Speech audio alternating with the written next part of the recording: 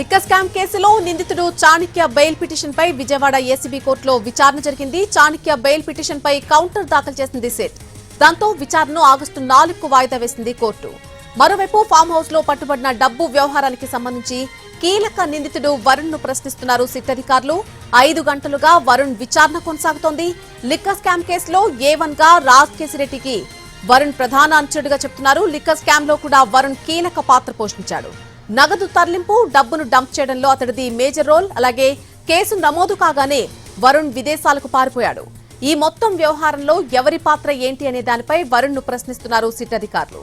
Case నమోదు కాగానే ఎవరు ఎక్కడ దాక్కున్నారు, మిమ్మల్ని విదేశాలకు ఎవరు తరలించారు, ఆశ్రయం ఎవరు కల్పించారు అని వరుణ్ ను ప్రశ్నించింది సిట్. పరారీలో ఉన్నటువంటి కిరణ్ కుమార్ రెడ్డి, అవినాష్ రెడ్డి, సైమన్, బొల్లారం శివకుమార్, అలాగే రాజీవ్ ప్రతాప్, బెహ్రాన్ పాత్రలపై కూడా వరుణ్ నుంచి వివరాలు రాబట్టేందుకు ప్రయత్నించారు పోలీసులు. ఎవరి ఆదేశాలతో డబ్బులు హైదరాబాద్ ఫామ్ హౌస్ లో డంప్ చేశారని సిట్ ప్రశ్నలు సంధించింది.